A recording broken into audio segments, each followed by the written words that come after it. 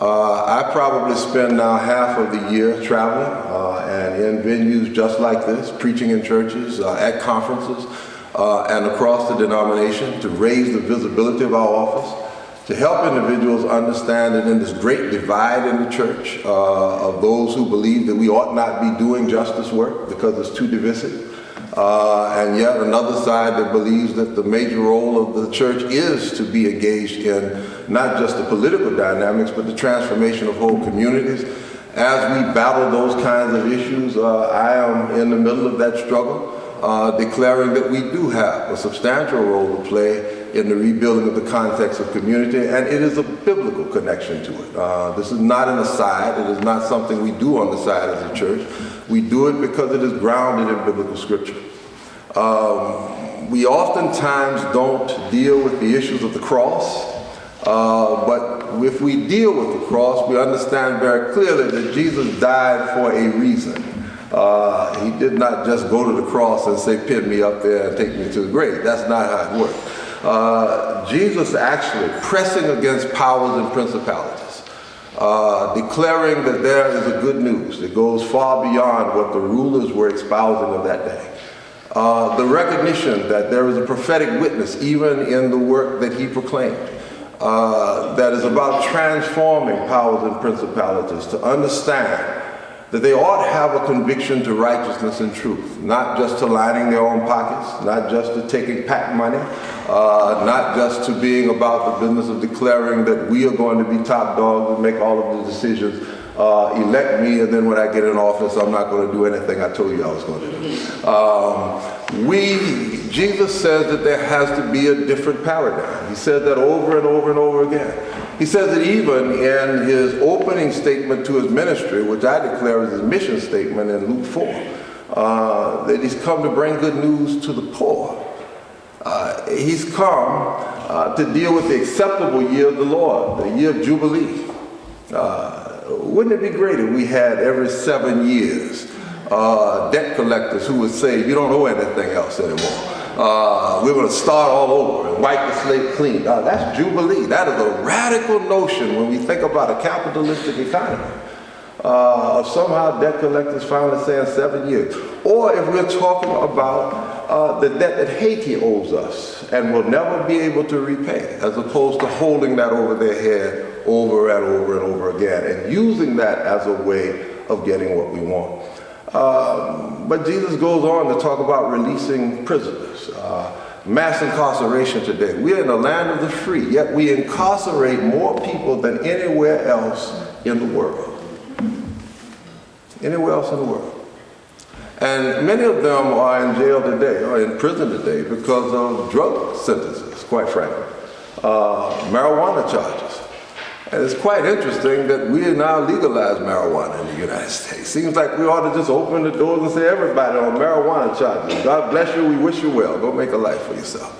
But the contradictions that people are trapped in relationship to the prison system. And I'm convinced that many of these things do not operate in a vacuum. William Julius Wilson documents that back in the 1970s, when the jobs left the suburbs and left the inner city and went to the suburbs in Chicago, it left particularly African-American men who had jobs and actually were working in jobs where they could work and their wives could actually stay at home and be homemakers because they were making enough money at the time.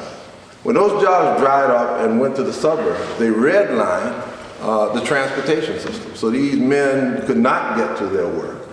As a result of that, stuck in the inner city became barren. They could not get to the jobs. They had no source of employment. And then we began to see the underground economy seeping into the life of these communities. Prostitution, drug running. The drug dealers were always there.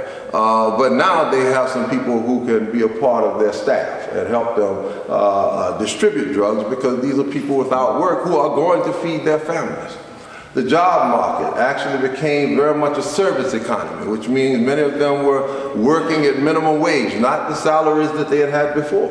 And as a result, this deep connection between joblessness in the inner city, the suburbanization of the jobs, the redlining of the transportation system, and the disconnect between those in the inner city and work basically opened the doors for all kinds of underground economies that were protected by, you guess it,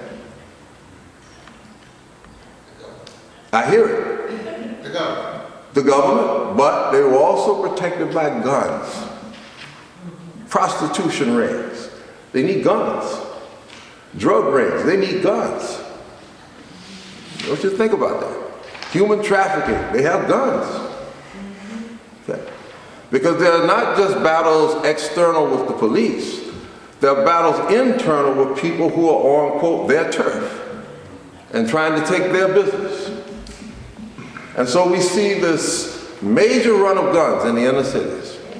And we see it all across the country, where there's joblessness, where there's homelessness, where there's brokenness, where underground economies have replaced legitimate work. And so as a result, we're looking now at the proliferation of guns. The NRA would tell you that all of this is deeply connected to the issue of them having 5 million members, and this is where their advocacy comes from. The greatest amount of money the NRA receives comes from gun manufacturers. Gun manufacturers who are promoting their own self-interest through the National Rifle Association. It is the largest lobby we have in Washington, D.C.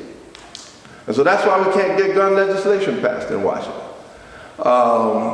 The reality is that it's going to have to come from the ground. It's going to have to come from many local communities. It's going to have to come from the states in terms of pressing legislation that is regulating these guns. An unregulated gun industry is always going to result in a proliferation of killing. In the streets, also not domestic violence, individuals with mental health issues get complicated in this particular piece, as well as the kind of killing that we are seeing over turfing in local communities. And I think this is the challenge today. So when we talk about releasing the captives, when we talk about aiding the poor, understand that this is deeply connected to all the elements of crime that we see when people don't have enough money to feed their families.